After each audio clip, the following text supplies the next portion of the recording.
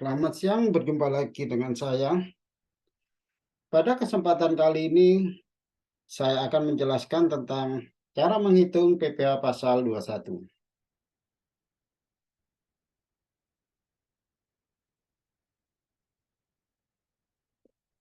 Pengertian PPh pasal 21.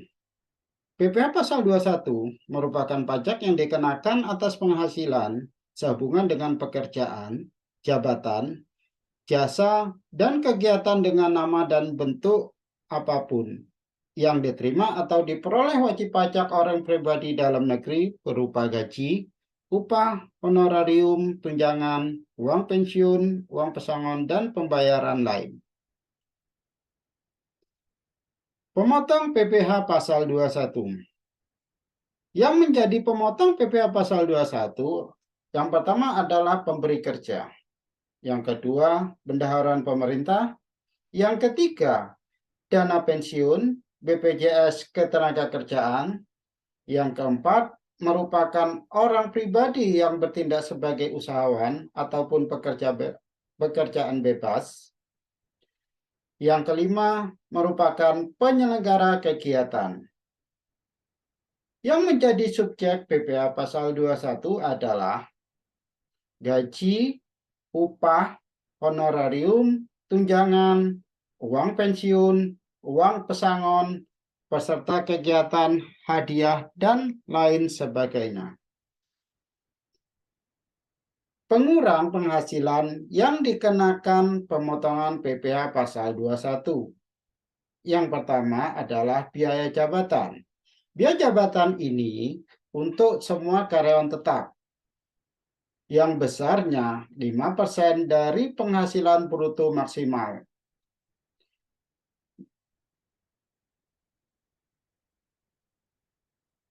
Yang pertama adalah biaya jabatan. Besarnya biaya jabatan ini adalah 5% dari penghasilan bruto, maksimal 500.000 per bulan atau 6 juta per tahun. Yang kedua adalah iuran pensiun atau jaminan hari tua. Iuran pensiun ini yang dibayarkan pegawai tetap kepada dana pensiun dan badan penyelenggara jaminan hari tua yang telah disahkan oleh Menteri Keuangan. Yang ketiga adalah biaya pensiun yang besarnya 5% dari penghasilan bruto maksimal 200.000 per bulan atau 2.400.000 per tahunnya. Selanjutnya adalah PTKP atau penghasilan tidak kena pajak. Besarnya penghasilan tidak kena pajak ini tergantung pada kondisi dari wajib pajak itu sendiri.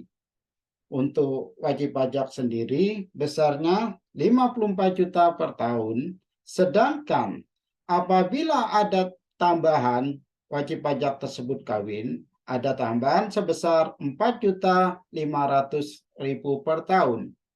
Selanjutnya, tambahan yang merupakan tanggungan dari wajib pajak itu sendiri.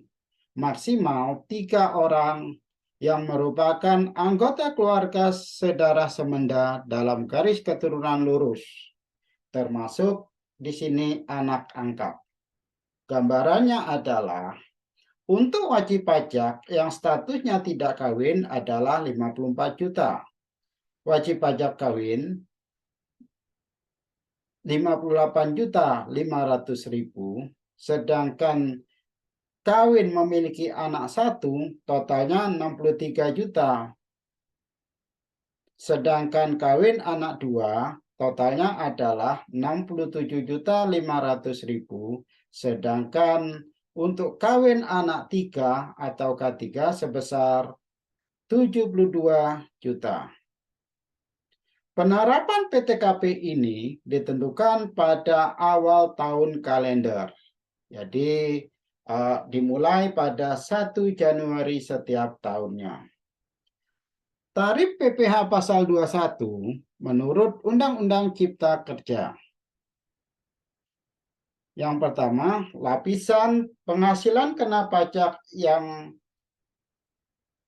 penghasilannya 0 sampai dengan 60 juta, tarifnya sebesar 5%.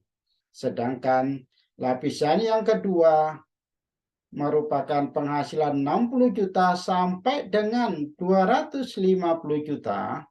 Dalam hal ini ada 190 juta, tarifnya sebesar 15%. Lapisan yang ketiga adalah 250 juta sampai dengan 500 juta. Jadi ada 250 juta. Tarifnya sebesar 25%. Selanjutnya, untuk penghasilan kena pajak 500 juta sampai dengan 5 miliar, dalam hal ini ada 4,5 miliar totalnya, tarif pajaknya adalah 30%. Sedangkan untuk penghasilan kena pajak di atas 5 miliar, tarif pajaknya adalah 35%. Selanjutnya, perhitungan PPh pasal 21. Di sini akan dibedakan menjadi pegawai tetap dan penerima pensiun. Untuk pegawai tetap, penghasilannya biasanya terdiri dari gaji, tunjangan, premi asuransi, dan yang dibayar pemberi kerja. Selanjutnya, dikurangi dengan apa saja? Dikurangi dengan biaya jabatan sebesar 5% yang maksimalnya 500.000 per bulan atau 6 juta per tahun, iuran pensiun, tunjangan hari tua ataupun jaminan hari tua yang dibayar sendiri oleh wajib pajak. Sedangkan untuk penerima pensiun merupakan uang pensiun berkala, dikurangi dengan biaya pensiun yang besarnya 5% dari penghasilan bruto, maksimal 200.000 per bulan atau 2.400.000 per tahunnya. Setelah penghasilan bruto dikurangi dengan biaya jabatan ataupun biaya pensiun tersebut, akan ketemu penghasilan neto. Untuk penghasilan neto ini bisa penghasilan neto setahun atau disetahunkan. Jadi lihat pada kondisi dari wajib pajak itu sendiri. Selanjutnya dikurangi dengan penghasilan tidak kena pajak atau PTKP. Penghasilan neto dikurangi dengan PTKP akan menghasilkan penghasilan kena pajak. Dari penghasilan kena pajak ini nantinya akan dikenakan tarif berdasarkan Undang-Undang Cipta Kerja yang ada tadi. Selanjutnya, kita akan melihat pada contoh perhitungan PPh pasal 21 untuk karyawan tetap. Sebagai contoh, Bapak Eko pada tahun 2021 bekerja pada perusahaan PT Abadi dengan memperoleh gaji per bulan sebesar 35 juta. Dan membayar iuran pensiun sebesar 200.000. Kondisi Bapak Eko sudah menikah dan memiliki 3 anak. Penghasilan Pak Eko hanya dari gaji saja. Maka perhitungan PPh pasal 21-nya adalah sebagai berikut. Penghasilan bruto dari gaji sebesar 35 juta. Pengurangnya adalah biaya jabatan. Yang kedua, pengurangnya iuran pensiun. Jadi, untuk biaya jabatan ini sebesar 500.000 per bulan, iuran pensiun 200.000 per bulan, maka total pengurangnya adalah 700.000. Jadi penghasilan bruto dikurangi dengan pengurangnya, total penghasilan neto sebulan adalah 34.300.000. Penghasilan neto setahun berarti penghasilan sebulan dikalikan dengan 12. Penghasilan neto sebulannya 34.300.000 dikalikan dengan 12 sama dengan 411.600. Maka penghasilan neto setahunnya adalah 12 dikalikan 34.300.000 sama dengan 411.600.000. Selanjutnya adalah PTKB. PTKB dalam hal ini dia kondisinya K3. Jadi kawin memiliki 3 anak. Yang perhitungannya adalah untuk wajib pajak sendiri 54 juta.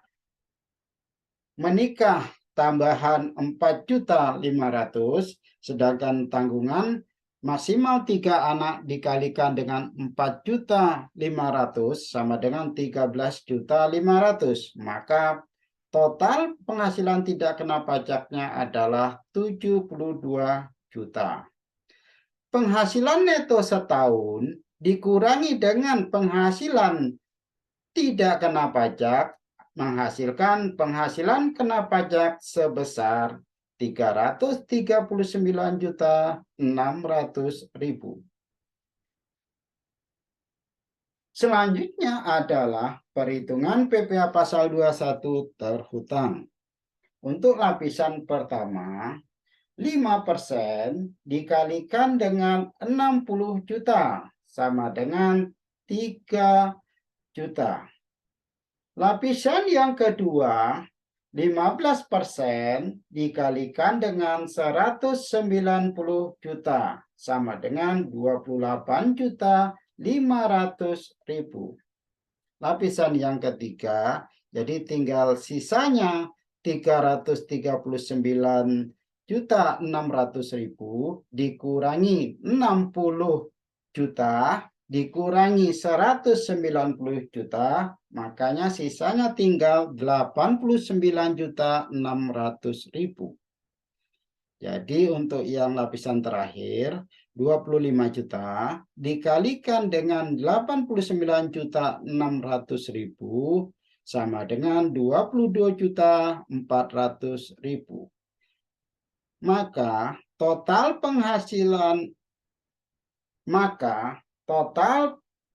pajak penghasilan pasal 21 yang terhutang adalah 3 juta ditambah dengan 28.500 ditambah dengan 22.400 sama dengan 53.900.000. Jadi ini merupakan PPh terhutang dalam 1 tahun. Sedangkan apabila PPh pasal 21 untuk bulan Januari saja, berarti 53.900.000 tersebut dibagi dengan 12 sama dengan 4.491.667.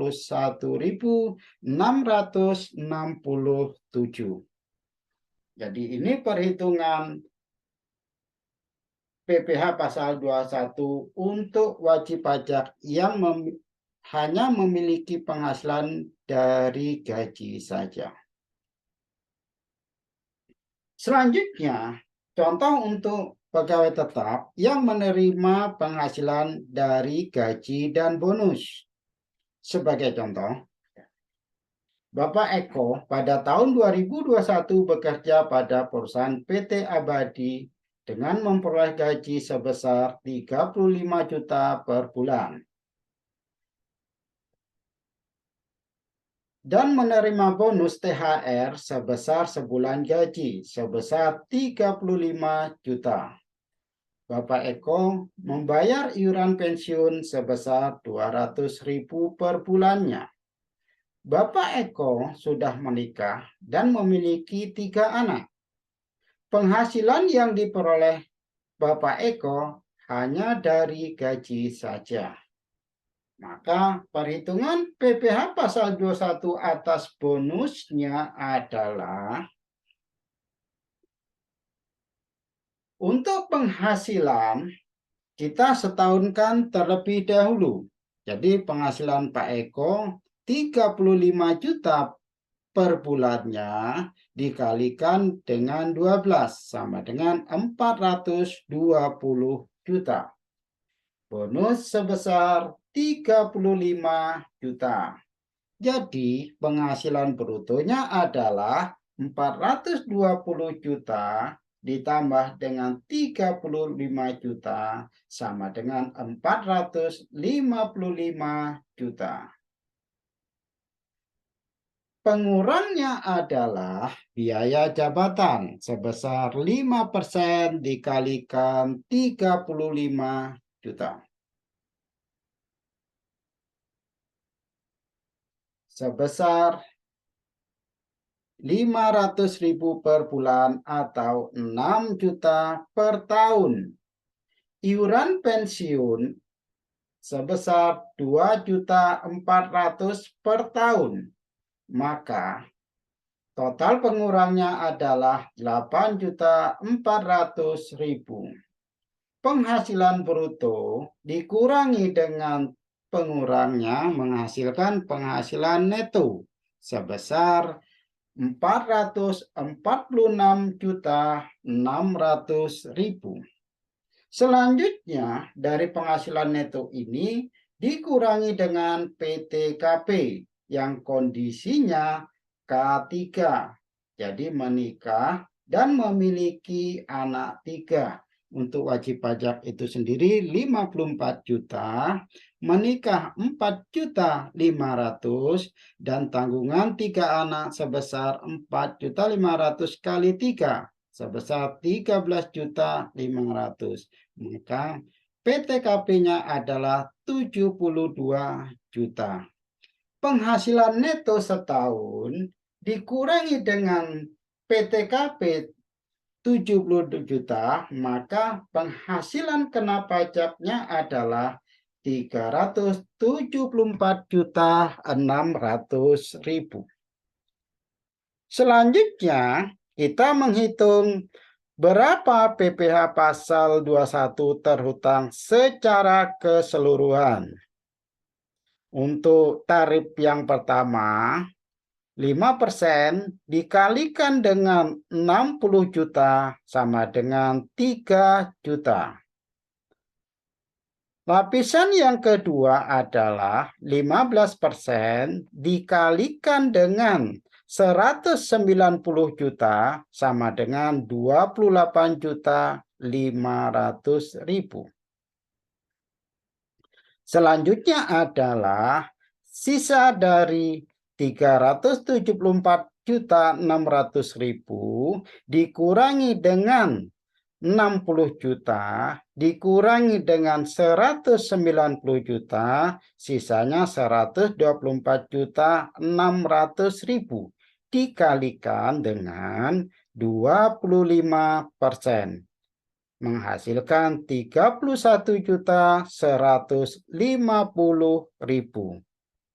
Jadi, total PPh pasal 21 terhutang adalah 3 juta ditambah dengan 28.500.000 ditambah dengan 31.150.000 sama dengan 62.650.000. Jadi ini total PPh terhutang termasuk bonus. Sedangkan PPh pasal 21 terhutang tanpa bonus dalam contoh sebelumnya adalah 53.900.000. Maka PPh pasal 21 atas bonus saja adalah 62.650.000 dikurangi dengan 53.900.000 sama dengan 8.750.000. Selanjutnya adalah contoh untuk pegawai tetap yang ikut program BPJS Kesehatan dan BPJS Ketenagakerjaan. Sebagai contoh, Bapak Eko sudah menikah dan memiliki 3 anak. Pada tahun 2021 bekerja pada PT Abadi dengan memperoleh gaji sebulan 35 juta dan membayar iuran pensiun sebesar 200.000. Penghasilan yang diperoleh adalah hanya dari gaji saja. PT Abadi mengikuti program BPJS Ketenagakerjaan, premi jaminan kecelakaan kerja, dan premi jaminan kematian dibayar oleh pemberi kerja dengan jumlah masing-masing 0,5% dan 0,3% dari gaji. Perusahaan menanggung iuran jaminan hari tua setiap bulannya sebesar 3,7% dari gaji. Sedangkan Bapak Eko membayar iuran jaminan hari tua sebesar 2% dari gaji setiap bulan. Dan BPJS Kesehatan dengan premi sebesar 4% ditanggung perusahaan dan 1% ditanggung pekerja. Maka hitung PPh pasal 21 setiap bulannya. Perhitungannya adalah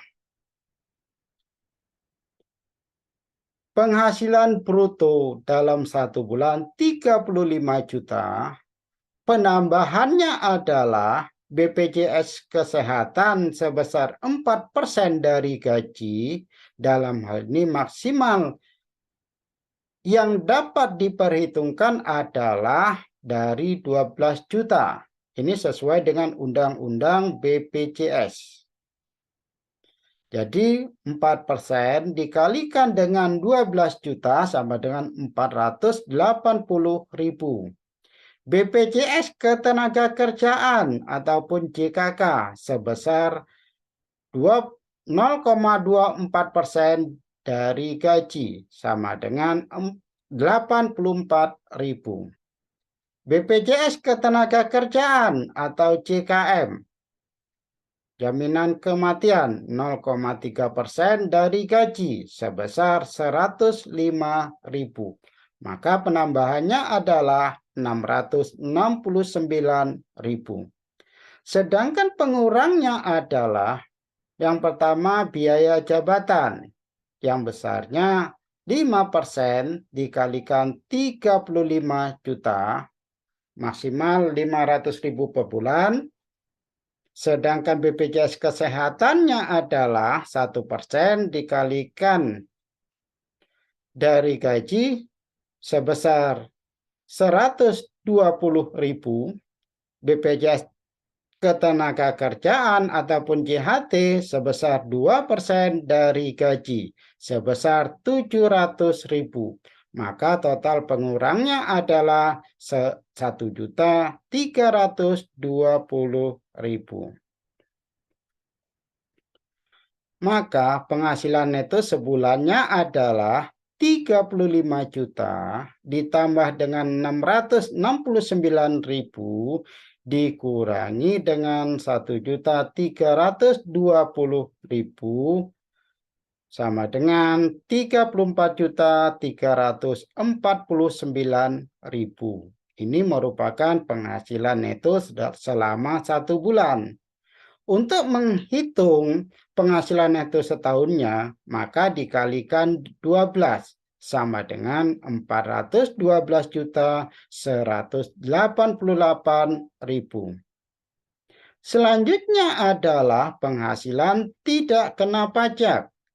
Penghasilan tidak kena pajak ini terdiri dari wajib pajak sebesar 54 juta, menikah 4.500.000, sedangkan tanggungan 3 anak sebesar yang masing-masing 4.500.000 sebesar 13.500.000. Maka total penghasilan tidak kena pajaknya adalah 72 juta.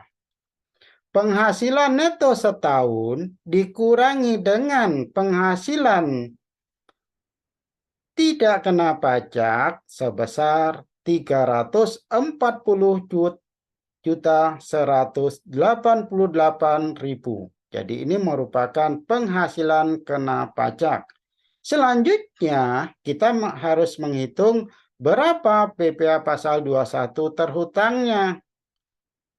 Untuk PPh pasal 21 terhutang, untuk lapisan yang pertama adalah 5%, dikalikan dengan 60 juta sama dengan 3 juta.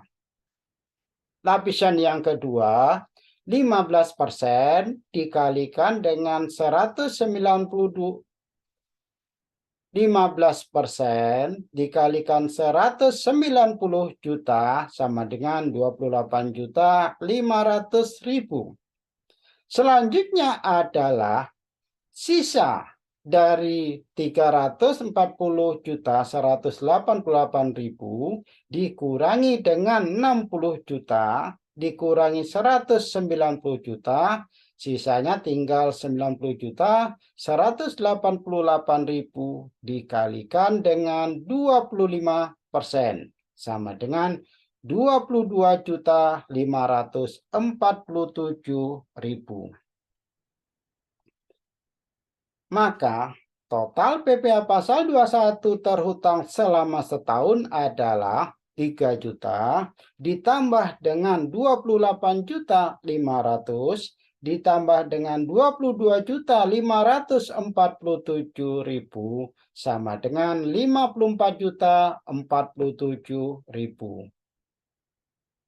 Jadi ini merupakan PPh pasal 21 terhutang selama 1 tahun. Selanjutnya, untuk menghitung PPh pasal 21 bulan Januari, jadi PPh terhutang dalam 1 tahun tersebut dibagi dengan 12, sama dengan 4.503.917 rupiah. Contoh selanjutnya adalah untuk pegawai tetap yang mulai bekerja di tahun berjalan. Jadi dalam kondisi ini ada pegawai yang merupakan karyawan tetap, dia mulai bekerja tidak dari Januari, tapi dalam tahun berjalan. Sebagai contoh, Bapak Eko diterima bekerja pada perusahaan PT Abadi mulai bulan April 2022 dengan memperoleh gaji sebulan sebesar 35 juta dan membayar iuran pensiun sebesar 200.000.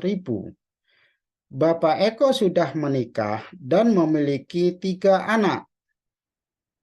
Penghasilan yang diperoleh Pak Eko hanya dari gaji saja. Maka perhitungan PPh pasal 21 bulan April adalah